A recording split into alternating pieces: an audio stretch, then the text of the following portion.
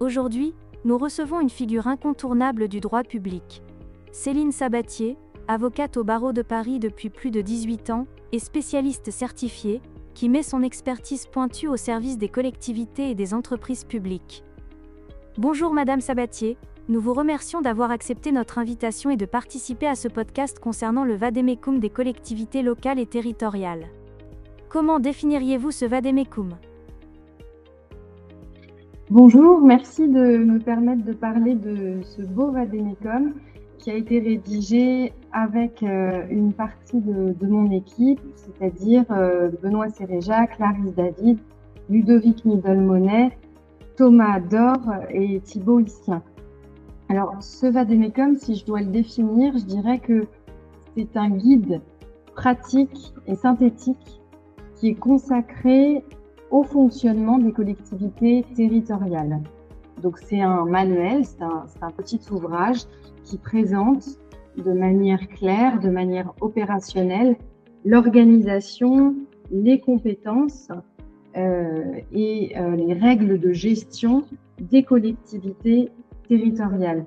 Il va expliquer comment fonctionne une collectivité territoriale, il va détailler les rôles et les pouvoirs des élus locaux, il va exposer les règles juridiques et financières en termes de budget, de fiscalité, de commande publique, et il intègre des évolutions législatives et réglementaires récentes, de sorte qu'il couvre l'essentiel du droit et de la gestion des collectivités territoriales.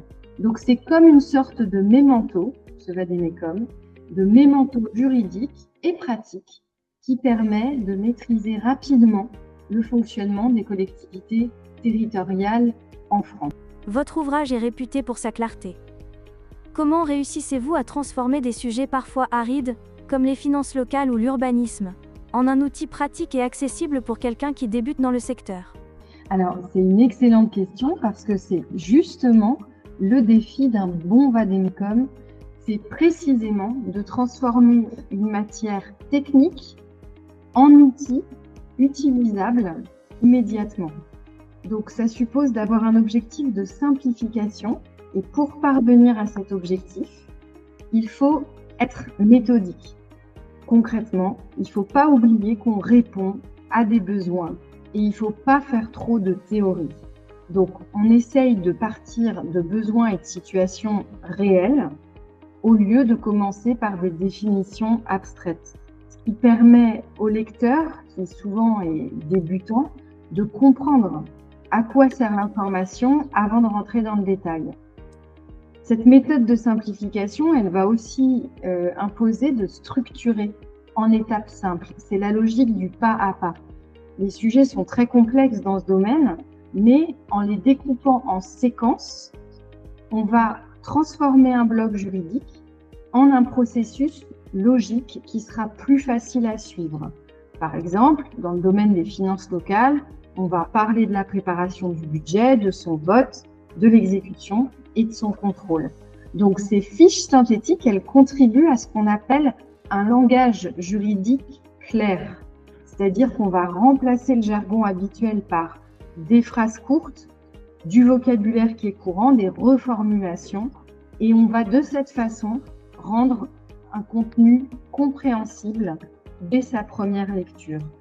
Donc, il est essentiel de contextualiser, de simplifier, de structurer pour qu'on passe d'un savoir qui est académique et qui est complexe à un outil que quelqu'un pourra utiliser dès demain. Une élection se gagne aussi sur les promesses budgétaires. Comment votre livre aide-t-il un candidat à comprendre la fiscalité locale pour bâtir un programme réaliste ? Alors, en matière locale, il faut bien avoir en tête qu'une promesse, elle n'a de valeur que si elle est finançable. Et c'est là que le vade-mecum peut devenir utile, puisqu'il va, par exemple, transformer la fiscalité locale, pour reprendre votre question, en un outil d'aide à la décision et pas simplement en matière juridique. Donc, concrètement, il peut aider un candidat à bâtir un programme crédible. Déjà, pour comprendre d'où vient réellement l'argent.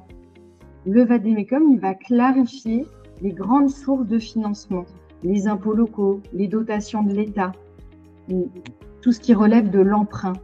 Et avec ce vade-mecum, le candidat peut rapidement s'apercevoir que tout ne dépend pas des impôts. Et il y a des ressources qui sont contraintes ou qui sont incertaines. Le candidat va aussi identifier les marges de manœuvre réelles, puisque on peut penser trop facilement et de façon erronée qu'il suffit d'augmenter ou de baisser les taxes. Or, le vade-mecum met en avant que il y a des taxes qui sont encadrées, qui sont déjà plafonnées, les taux ne peuvent pas évoluer librement et les décisions ont des effets politiques et sociaux immédiats. Donc, on va de cette façon-là passer à une compréhension des leviers qui sont réellement activables pour les candidats. Donc, ce vade-mecum, il aide à raisonner et à comprendre qu'une mesure a un coût et qu'un coût suppose un financement. Et de cette façon, je pense que le candidat à l'élection électorale ou l'élu fraîchement investi dans quelques semaines, il peut apprendre à éviter les promesses trop faciles, si je puis dire, et à bien intégrer les contraintes financières, l'équilibre budgétaire, à anticiper l'impact politique des choix fiscaux et donc à prioriser plutôt que de tout promettre. Puisque ça permet d'avoir une vision globale, ce vade-mecum, et que le candidat peut de cette façon arbitrer, hiérarchiser et peut-être renoncer à certaines promesses qui ne pourront pas être tenues. À qui s'adresse cet ouvrage, notamment dans la période actuelle des élections? Alors, ce vade-mecum, dans cette période électorale, il prend une dimension très concrète, puisque, comme je le disais, il est un outil d'aide à la compréhension et à la préparation de l'action publique locale.